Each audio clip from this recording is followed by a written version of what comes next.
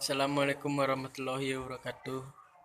Nama saya Yuda Dwi Putra dengan NIM 18 50 40 10 67 dari Lokal MIC akan menjawab soal UAS etika profesi. Yang pertama, profesi adalah kata serapan dari sebuah kata dalam bahasa Inggris yaitu profess yang bermakna janji untuk memenuhi kewajiban melakukan tugas khusus secara tetap atau permanen. 2.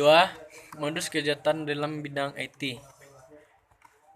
Yang pertama, unauthorized access merupakan kejahatan yang terjadi ketika seseorang memasuki atau menyusup ke dalam suatu sistem jaringan komputer secara tidak sah, tanpa izin atau tanpa sepengetahuan dari pemilik sistem jaringan komputer yang dimasukinya.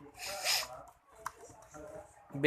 Illegal content merupakan kejahatan yang dilakukan dengan memasukkan data atau informasi ke internet tentang suatu hal yang tidak benar, tidak etis, dan dapat dianggap melanggar hukum atau mengganggu ketertiban umum. C. Penyebaran virus secara sengaja. Penyebaran virus pada umumnya dilakukan dengan menggunakan email. Seringkali orang yang sistem emailnya terkena virus tidak menyadari ini. Virus ini kemudian dikirimkan ke tempat lain melalui emailnya. D. Data forgery. Kejahatan jenis ini dilakukan dengan tujuan memalsukan data pada dokumen-dokumen penting yang ada di internet. E. Cyber espionage, sabotage, and extortion merupakan kejahatan yang memanfaatkan jaringan internet untuk melakukan kegiatan mata-mata terhadap pihak lain dengan memasuki sistem jaringan komputer pihak sasaran.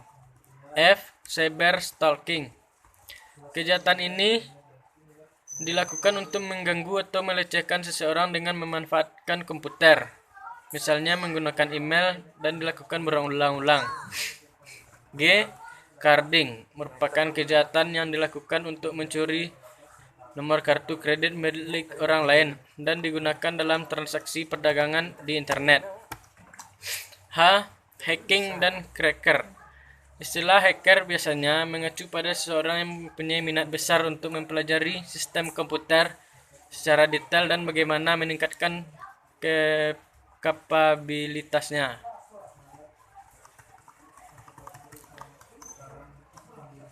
I. Cyber squatting and typo squatting. Cyber squatting merupakan kejahatan yang dilakukan dengan mendaftarkan domain nama perusahaan orang lain dan kemudian berusaha menjualnya kepada perusahaan tersebut dengan harga yang lebih mahal. J. Hijacking. Hijacking merupakan kejahatan melakukan pembajakan hasil karya orang lain. Yang paling sering terjadi adalah software piracy atau pembajakan perangkat lunak. K. Cyber teroris. Satu tindakan cybercrime termasuk cyber terorisme jika mengancam pemerintah atau organ negara, termasuk cracking ke situs pemerintah atau militer.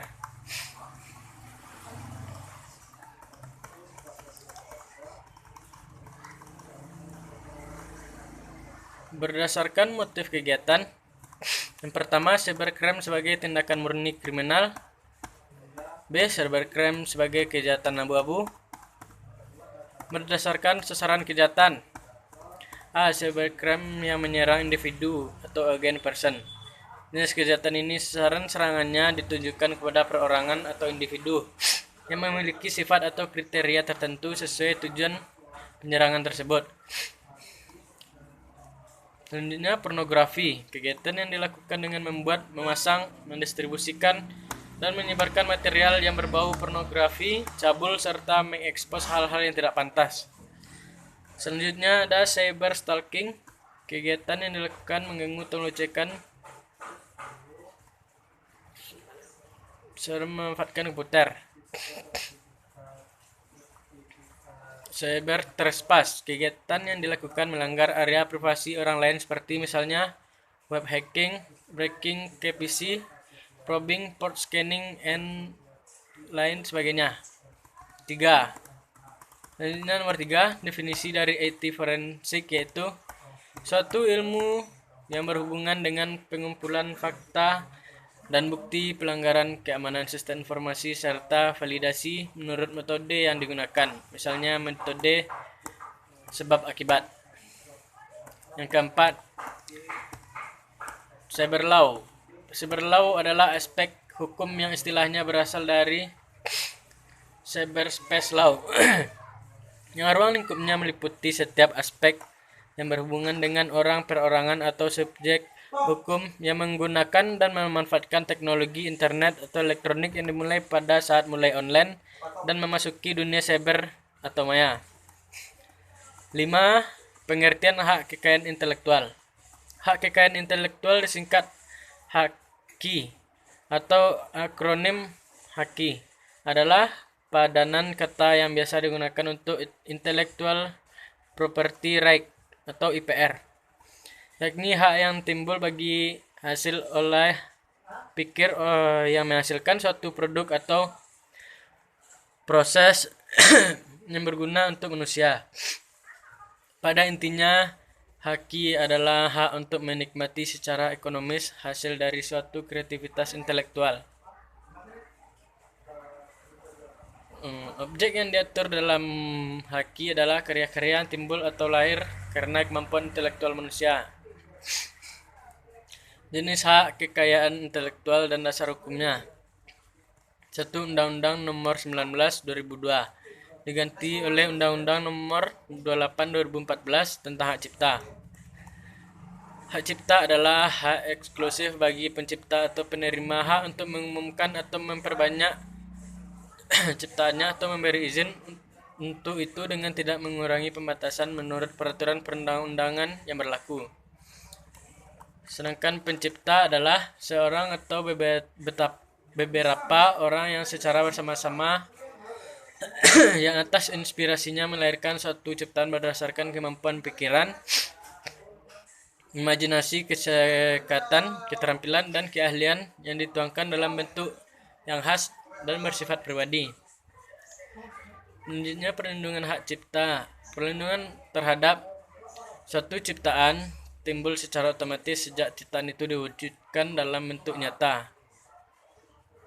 Pendaftaran ciptaan tidak merupakan suatu kewajiban untuk mendapatkan hak cipta, namun demikian pencipta maupun pemegang hak cipta yang mendaftarkan ciptaannya akan mendapat surat pendaftaran ciptaan yang dapat dijadikan sebagai alat bukti awal di pengadilan apabila timbul sengketa di kemudian hari terhadap ciptaan tersebut. Ciptaan yang dilindunginya ialah ciptaan dalam bidang ilmu pengetahuan, seni, dan sastra. Kedua, Undang-Undang Nomor 14 Tahun 2021 tentang paten. Paten adalah hak eksklusif yang diberikan oleh negara kepada inventor atas hasil invensinya di bidang teknologi yang untuk selama waktu tertentu melaksanakan sendiri invensinya tersebut kepada pihak lain untuk melaksanakannya. Sedangkan invensi adalah ide inventor yang dituangkan ke dalam suatu kegiatan pemecahan masalah yang spesifikasi di bidang teknologi. Selanjutnya, inventor dan pemegang paten.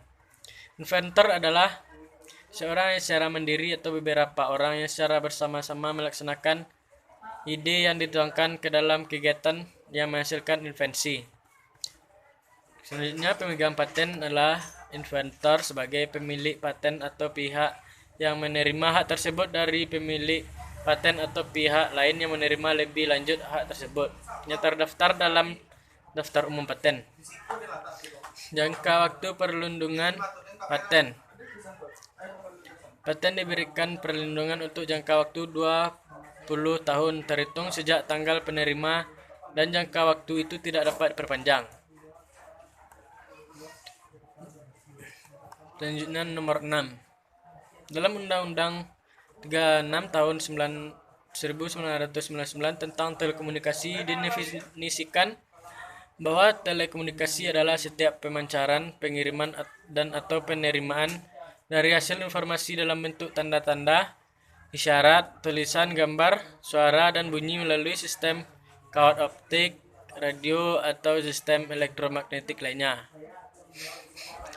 Alat telekomunikasi adalah setiap alat perlengkapan yang digunakan dalam bertelekomunikasi. Perangkat telekomunikasi adalah sekelompok alat telekomunikasi yang memungkinkan bertelekomunikasi. Selanjutnya nomor 7. Perbedaan mobile banking dan internet banking terletak pada akses dan cara penggunaannya. Mobile banking hanya dapat diakses melalui aplikasi yang telah disediakan oleh bank, sementara itu internet banking dapat diakses langsung melalui browser. Selanjutnya nomor 8, prosedur pendirian badan usaha adalah 1. Mengadakan rapat umum pemegang saham. Sebelum mendirikan badan usaha terlebih dahulu harus diadakan rapat umum semua pemegang saham.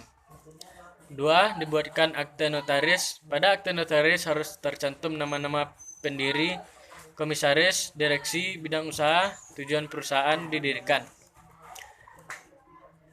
Selanjutnya didaftarkan di pengadilan negeri. Badan usaha yang akan didirikan harus didaftarkan di pengadilan negeri. Dokumen berisi domisili, surat tanda daftar perusahaan, NPWP, bukti diri masing-masing. Selanjutnya diberitahukan dalam lembaran negara. Lembaran negara ini berupa legalitas dari Departemen Kehakiman. Selanjutnya nomor 9, software developer. Seorang software developer staf IT yang bertugas untuk melakukan riset, mendesain, mengimplementasikan hingga menguji software dan sistem. 2. Database administrator. 3. Hardware engineer. 4. Sistem analis, network architect.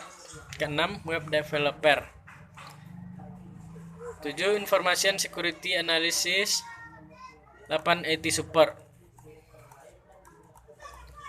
Selanjutnya nomor 10, Cisco Certified Network Professional atau CCNP. Kedua, Cisco Certified Network Associate atau CCNA. Ketiga, COM TIA A+. Keempat, Project Management Professional atau PMP. Yang kelima, Microsoft Certified Solution Expert atau MCSE. Baik, sekian, terima kasih. Assalamualaikum warahmatullahi wabarakatuh.